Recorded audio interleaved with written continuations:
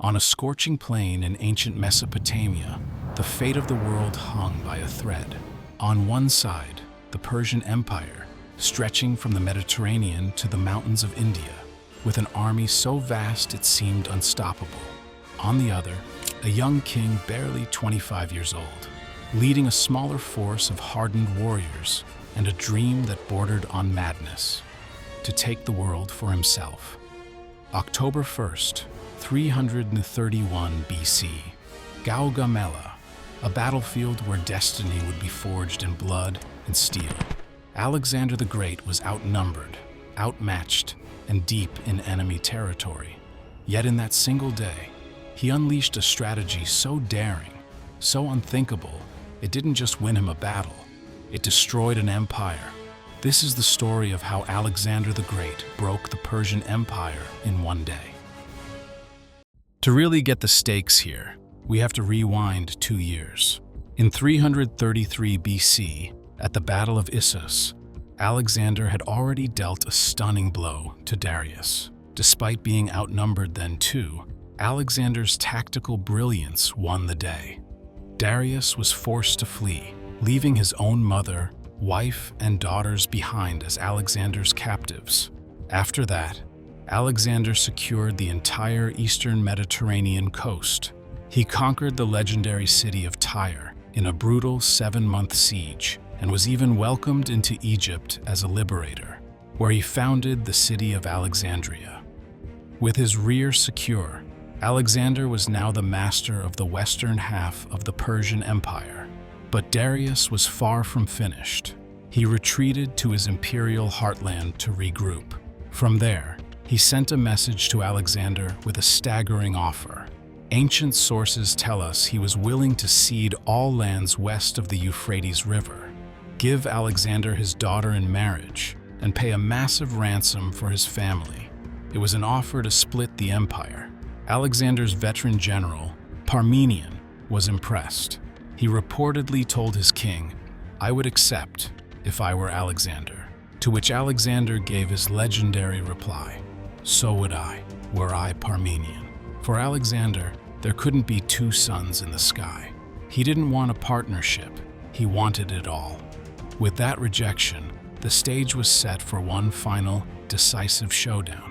And this time, Darius, having learned from his mistakes, would choose the battlefield himself. The two men who met at Gaugamela couldn't have been more different. Darius III was the great king, ruler of an empire that had dominated the Near East for over 2 centuries. He commanded enormous wealth and manpower. For this battle, he gathered forces from across the empire: Bactrian cavalry, Scythian horse archers, and even war elephants from India. Ancient historians, who love to exaggerate, give wild numbers, but modern estimates suggest a force of perhaps 100,000 or more. At its heart were the Persian Immortals and thousands of Greek mercenaries, hired guns fighting for the highest bidder. Darius's strategy was simple: crush the Macedonians with sheer, overwhelming numbers. Against this behemoth stood Alexander and his army of around 47,000 men. Yes, they were outnumbered, but they were a unified, professional fighting machine, loyal to the bone. They trusted their king completely, partly because Alexander always led from the front, sharing every danger they faced. The Macedonian army was built around 2 killer innovations. First was the phalanx, blocks of infantry armed with the sarissa, a massive pike up to 18 feet long. When they locked in, they were an almost unstoppable wall of spear points. The second was the elite Companion Cavalry, the finest heavy cavalry in the world. Alexander himself would lead this unit, his hammer, designed to deliver the final, shattering blow. Darius had the numbers. Alexander had the discipline, the tactics, and a totally unshakable belief in his own destiny. Darius had chosen his battlefield carefully, a wide, flat plain near the village of Gaugamela. This was his killing ground, a place where his cavalry could outmaneuver the Macedonians and where he could unleash his secret weapon. He even had his engineers level the ground, clearing away hills and shrubs that might interfere with his 200 scythed chariots. These were terrifying weapons, chariots with long, sharp blades sticking out from the wheels, designed to slice through infantry and cause absolute chaos. As the Macedonians arrived, Alexander rode out to scout the Persian lines. What he saw was a sea of men and horses stretching for miles. It was a terrifying sight. His generals, anxious for the men, begged him to launch a surprise night attack. Alexander refused. He wouldn't steal his victory. He declared he would defeat his enemy in broad daylight, for all the world to see. This wasn't just arrogance. It was a brilliant psychological play. By refusing to attack, he projected total confidence. The Persian army, terrified of a sneak assault, was forced to stay awake and in formation all night, becoming more and more exhausted. Meanwhile, Alexander ordered his men to eat a good meal and get a full night's sleep. As the sun rose on October 1st, 331 BC, Alexander's army was rested and ready. Darius's massive force was already tired before the battle had even begun. As dawn broke, the two armies faced off. The Persian line stretched for miles. A direct, head-on attack would be suicide. Alexander's smaller force would be swallowed up and crushed. So, he did something no one expected. Instead of advancing straight ahead, Alexander led his army forward at an angle, moving diagonally to his right. His right wing, with him leading the Companion Cavalry, pushed forward, while his center and left hung back, creating a slanted line. This confused the Persian commanders. Alexander wasn't just moving away from their center. He was moving right off the specially flattened ground Darius had prepared for his chariots. Darius grew nervous. He worried Alexander was trying to swing all the way around his left flank. To stop this, he had to act. He ordered his cavalry on the left to ride out and block Alexander's advance. This was exactly what Alexander wanted. By threatening the flank, he forced Darius to send out his own troops, stretching the Persian line and pulling it apart. A massive cavalry battle exploded on the right flank. Alexander had successfully baited Darius, and the Persian line was already starting to lose its shape. With the cavalry battle raging, Darius figured the Macedonian lines were pinned in place.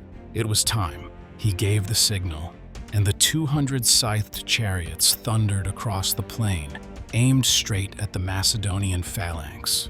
This was supposed to be the moment that broke the Macedonians, a terrifying charge that would tear them to pieces.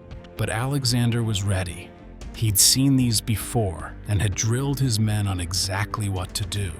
As the chariots raced towards them, light infantry hurled javelins, taking out some drivers. Then, the phalanx did something incredible. On command, the front ranks opened up, creating channels through the dense lines of soldiers. The horses, instinctively avoiding the spear points, veered into these open lanes. Instead of smashing into a wall of men, the chariots passed harmlessly right through the formation. Once inside, they were trapped. Soldiers from the rear ranks turned and swarmed the chariots, killing the drivers and horses. The weapon that was meant to be a game changer had been turned into a complete non-issue by pure discipline. It was a mousetrap, and it worked perfectly. For the Persians, watching their feared weapon fail so completely, it was a massive psychological blow. With the chariot threat gone and the cavalry fight still pulling his army apart on the flanks, Darius's line was now dangerously stretched. The very cavalry units he had sent to stop Alexander had left a critical weakness. A gap had opened in the Persian line, right between his left flank and the center where Darius himself commanded. This was it, the single point of failure in the Persian behemoth. The exact moment Alexander had been engineering this whole time.